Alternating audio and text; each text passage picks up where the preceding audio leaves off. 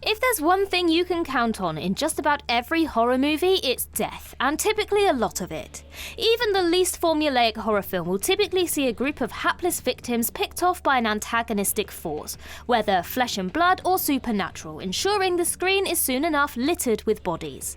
And who among us doesn't love a good fake-out, where an apparently dead character returns from the brink of death and reveals they're not quite ready for the eternal nap just yet? With that in mind, I'm Ellie with What Culture, here with times you totally thought horror movie characters were dead, but they weren't. Sondra Dickerson in Halloween Kills. Sondra Dickerson was a minor but memorable character in 2018's Halloween, Laurie Strode's neighbour who reappears in sequel Halloween Kills, where she and her husband are brutally attacked by Michael Myers. While trying to fight Michael off, Sondra is stabbed in the neck with a broken light tube, and as she seemingly bleeds out from her horrific injury, she's additionally forced to watch as Michael tests out a set of kitchen knives on her husband. There didn't seem to be any doubt at all as to Sondra's demise given the traumatic extent of her injuries, but sure enough, she shows up again in Halloween Ends. When Laurie is out shopping in Haddonfield, she's confronted by Sondra's sister, who blames her for bringing Michael back to the town, before we see Sondra, who sports a huge scar on her neck and is now unable to speak, while also being wheelchair-bound as a result of the attack. Having suffered enough, Sondra at least survives the events of the film, and is even present when Michael is pulped by an industrial car crusher at the end of the movie. Ben Mitchell in Wolf Creek.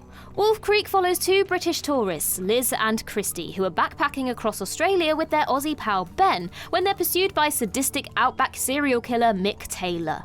Roughly halfway through the movie, the trio are drugged by Taylor, at which point Ben disappears out of the movie and is presumed dead, with the focus shifting to Liz and Christy's attempts to survive. Later, Liz stumbles across Ben's camera in Taylor's garage, lending further credibility to Ben's apparent demise. The rest of the story then plays out, and though we as an audience are conditioned to expect either Liz or Christy to survive as the final girl, Liz is implied to have been killed off screen and Christy is shot dead at the end. But just as it feels like the movie's over, an epilogue reveals that Ben is still alive, having woken up in a mine shaft.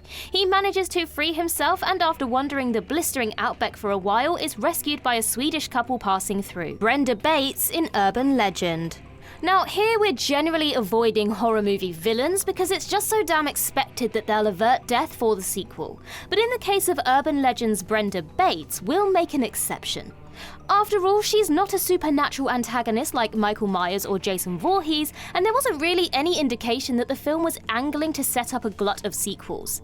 And in the finale, Brenda certainly seems to be deader than dead. After she's shot, falls out of a window, and in her last-ditch attempt to kill the remaining survivors, is ejected through their car windshield and falls a solid 30 feet into the river below. Given that Urban Legend felt very much like a one-and-done movie, that appeared to be the end of Brenda, until the final scene a few minutes later reveals that she inexplicably survived and has started up her killing spree again at another university. Sherman Preacher Dudley in Deep Blue Sea. One of Deep Blue Sea's most memorable moments sees badass cook Sherman Preacher Dudley appear to lay down his life in order to obliterate one of the genetically engineered sharks roaming throughout the remote underwater facility. Preacher faces off against the shark that ate his pet parrot, and in an act of self-sacrificing revenge, throws a lighter into the nearby oven, triggering an explosion which apparently obliterates both the shark and Preacher. But about 10 minutes later, we see Preacher reappear largely unscathed in a moment of tremendous levity. Admittedly, if you think rationally about it for a moment, it was probably a stretch for the movie to kill its only two black characters off within 3 minutes of each other, given that Samuel L. Jackson's Russell Franklin famously bites it in the very next scene. Still, director Rennie Harlan plays Preacher's demise totally straight, ensuring his surprise return is a genuinely euphoric, fist-pumping moment. Jill Tuck in Saw 3D. The final Saw film in the original chronology is centered around Jigsaw killer detective Hoffman facing off against John Kramer's ex-wife Jill Tuck.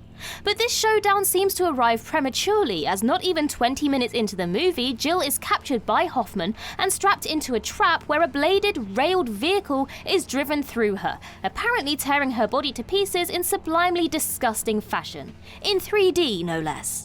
We're only given a few seconds to process the shock of the movie killing off the only person left to stand off against Hoffman, though, before we cut to Jill shooting up out of bed in terror. Alas, 'twas a mere nightmare. Ironically though, Jill does die at the end of Saw 3D when Hoffman captures her for real and places the series' iconic reverse bear trap over her head, promptly ripping her face to pieces. Norman Nordstrom in Don't Breathe 2. Many were baffled when a Don't Breathe sequel was announced, because how do you get audiences to root for a man, Norman Nordstrom, who in the first film was revealed to be a rapist? In Don't Breathe 2, set 8 years later, Norman is living with his 11-year-old adopted daughter Phoenix, when her biological father and his cronies come a-knocking in an attempt to kidnap her. For the bulk of its runtime, the sequel seemingly seeks to redeem Norman by having him protect Phoenix from her degenerate father and his goons. Norman ultimately succeeds, but is mortally wounded in the final showdown, after which he confesses his horrible prior crimes to Phoenix and dies in her arms. A fitting death for a deeply troubled individual who at least occasionally did the right thing, right? Except the film's mid-credit scene throws that fitting ending out completely, by showing a dog licking Norman's fingers and rousing him awake, confirming his continued existence for another potential sequel. Black in Exam. Exam is a psychological horror thriller in which 8 job candidates are locked in a room together and must figure out how to answer an exam paper without a question written on it. Inevitably, the bodies start piling up as the situation becomes increasingly dire, and in the film's climax, one of the unnamed candidates, given the nickname Black, is shot by a fellow candidate, White.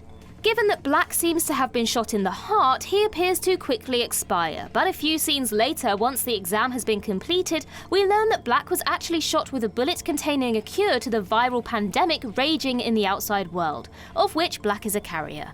A stunned but very much alive Black then sits up and, while ultimately failing to win the job, at least gets out with his life intact. John Pass in Possessor. Brandon Cronenberg's Possessor is an absolutely ruthless sci-fi horror film in which assassin Tasia Voss controls the bodies of other people in order to carry out her hits.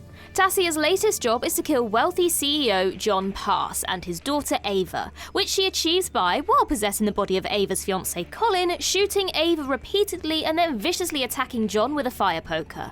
Tasia beats John's face with the poker before shoving it into his mouth, ripping out his teeth and then tearing out one of his eyeballs for good measure. Though we don't see John expire on screen, the injuries appear traumatic enough to ensure that he is dead. But alas, it's subsequently revealed that Pass in fact survived the brutal attack and is indeed still alive when the end credits roll. Given Sean Bean's penchant for cinematic death, it is pretty hilarious that his character managed to make it through such a nauseating assault with his life intact. Everybody in April Fool's Day. April Fool's Day revolves around a group of college students who are murdered by an unknown assailant while vacationing in a remote island estate on April Fool's Day weekend. The film's title and setting are so on the nose that audiences likely end up confident that the film won't pull off the most obvious of plot twists, that the kills throughout the film are actually part of an elaborate prank. And so when characters are decapitated and stabbed, mostly off-screen, it feels like we're being set up for a climactic reveal that indeed these kills really did happen. But as it turns out, all 7 deaths in the film were faked by the mansion's owner, who wants to turn the mansion into a murder mystery resort. She had a special effects artist friend help create convincing gore, and all of the victims were ultimately in on it too.